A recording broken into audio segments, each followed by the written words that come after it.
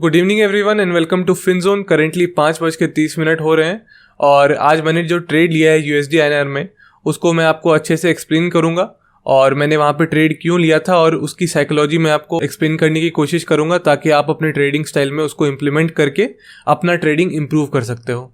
तो वीडियो को आप ध्यान से देखना और अगर आपको कोई भी प्रॉब्लम होती है वीडियो के लास्ट तक भी तो आप उसको कमेंट सेक्शन में मेरे से पूछ सकते हो। तो चलिए हम लोग सबसे पहले अपना पोजीशन देख लेते हैं। पोजीशंस में हम लोग जाते हैं और बाय द वे मैं यहाँ पे फिनविजिया ब्रोकर यूज़ कर रहा हूँ।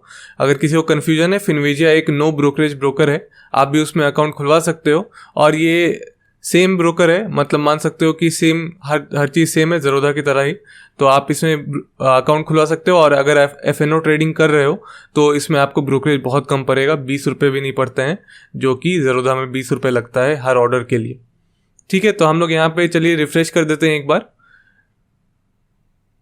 वापस पोजीशन में चलते हैं। यहाँ पे आप देख सकते हो 287.50 का मेरा प्रॉफिट है और मैं अपना कैपिटल भी आपको दिखा देता हूँ। ये है मेरा कैपिटल, 18,848 का यहाँ अवेलेबल मार्जिन दिखा रहा है। ठीक है, अराउंड 20,000 के आसपास का मेरा कैपिटल है और यहाँ पे आप पोजीशन में आप देख ही सकते हो। और चलिए हम लोग ऑर्डर बुक में चलते हैं। ऑर्डर बुक में आप देख सकते हो कि पहला पोजीशन मैंने कब बनाया था। सेल पोजीशन मैंने बनाया था 5 क्वांटिटी 5 लॉट 81.8225 पे 11:12 पे। तो चलिए हम लोग चार्ट्स पे चलते हैं और देखते हैं कि मैंने वहाँ पे ट्रेड क्यों लिया है। तो ये रहा आपका 22 नवंबर का चार्ट। 22 नवंबर को 11:12 यहाँ पे हो रहा है, ये वाले रेड कैंडल पे हो रहा है, ये वाले रेड कैंडल पे। और यहाँ पे मैंने ट्रेड क्यों लिया, उसके मल्टीपल रीजंस हैं। मैं कभी भी एक रीज़न पे ट्रेड नहीं लेता हूँ, मल्टीपल रीजंस पे हमेशा ट्रेड लेता हूँ। तो हर एक चीज़ को मैं एक्सप्लेन करता हूँ, ध्यान से आप सुनना। देखो, जब ट्रेड करने से पहले मेरा माइंडसेट क्या था, जब सुबह सुबह मैं आया ट्रेडिंग टर्मिनल पे, तो मेरा माइंडसेट क्या था वो आपको समझना पड़ेगा। यहाँ पे लास्ट दिन आप देखो, लास्ट दिन मार्केट का बिहेवियर कैसा था। गैप अप खुला, मार्केट ऊपर गया, सस्टेन नहीं किया, मार्केट नीचे आया, वापस से मार्केट साइडवेज हुआ, ऊपर गया, बायर्स को ट्रैप किया, वापस से मार्केट नीचे आया। ठीक है, तो कल ऐसे मैंने कोई ट्रेड यहाँ पे एग्जीक्यूट नहीं किया था क्योंकि मेरे प्रॉपर सेटअप कहीं पे बना नहीं। तो यहाँ पे आप देख सकते हो कि मार्केट जब नीचे आया, लास्ट आवर में क्या हुआ वो बहुत इंपॉर्टेंट चीज़ है। ठीक है, लास्ट आवर में आप देख सकते हो कि मार्केट डाउन ट्रेंड में था। 21 नवंबर को लास्ट आवर में मार्केट डाउन ट्रेंड में था और उसके बाद मार्केट जो है, मार्केट अगले दिन खुलता कहाँ से, उसी डाउन ट्रेंड के कॉन्करेंटली खुलता है, मतलब डाउन ट्रेंड में ही खुलता है और मार्केट नीचे जाता है। इससे देखो आपको क्या पता चलता है, मार्केट जब अपना ट्रेंड फॉलो करे, लास्ट दिन का ट्रेंड फॉलो करे, इसका मतलब क्या है कि जो ट्रेंड बना है लास्ट दिन पूरा मेजरली, यहाँ पे डाउन ट्रेंड आप देख सकते हो पूरे दिन 21 को, तो उसको फॉलो कौन कर रहा है, मतलब कि कौन चाह रहा है मार्केट को नीचे ले जाना। अगर अगले दिन में मार्केट उसी ट्रेंड के साइड खुलता है तो ऑपरेटर चाह रहा है, ऑब्वियसली ऑपरेटर चाह रहा है कि वो मार्केट नीचे जाए। अब ऑपरेटर चाह रहा है तो ऑपरेटर को पोजीशन बनानी है और सेल पोजीशन बनाने के लिए कोई बाय करेगा तब तो ऑपरेटर सेल करेगा। तो अभी क्या मेरा मेंटालिटी था कि मुझे पता था कि अगर मार्केट को नीचे जाना है तो यहाँ पे पहले बायर्स को ट्रैप किया जाएगा, उसके बाद जाके मार्केट नीचे जाएगा। तो मैं एक अपॉर्चुनिटी का वेट कर रहा था, कब, जब एक थोड़ी सी बाइंग मोमेंटम आ जाए, उसके बाद अगर सेलिंग का मोमेंटम आता है तब मैं कैच करूंगा और तब जाके उस पर ट्रेड करूंगा। ठीक है, तो यही था मेरा पूरा मेंटालिटी ट्रेड लेने से पहले। ये सुबह सुबह का ही मेंटालिटी मैं आपको बता रहा हूँ, सुबह की ही साइकोलॉजी आपको एक्सप्लेन कर रहा हूँ। उसके बाद देखो क्या हुआ, यहाँ पे मार्केट नीचे आया, मार्केट खुला, मार्केट नीचे आया, उसके बाद यहाँ पे सपोर्ट लिया, मार्केट ऊपर गया, यहाँ पे आपका पहला ब्रेकआउट, फिर आपका ये रहा दूसरा ब्रेकआउट। यहाँ पे बायर्स को ट्रैप किया जा रहा है। यहाँ पे देखो पहला बायर कहाँ लगाएगा स्टॉप लॉस, पहला बायर आपका लो पे, स्विंग लो पे स्टॉप लॉस लगाएगा, दूसरा बायर फिर से वापस स्विंग लो पे स्टॉप लॉस लगाएगा। अब मुझे पता था कि यहाँ पे बायर्स ट्रैप हो रहे हैं और सेलिंग अपॉर्चुनिटी पे मुझे ट्रेड लेना है। तो सेलिंग अपॉर्चुनिटी कैसे मिली और क्या क्या फैक्टर्स थे सेलिंग अपॉर्चुनिटी के, वो मैं आपको दिखाता हूँ।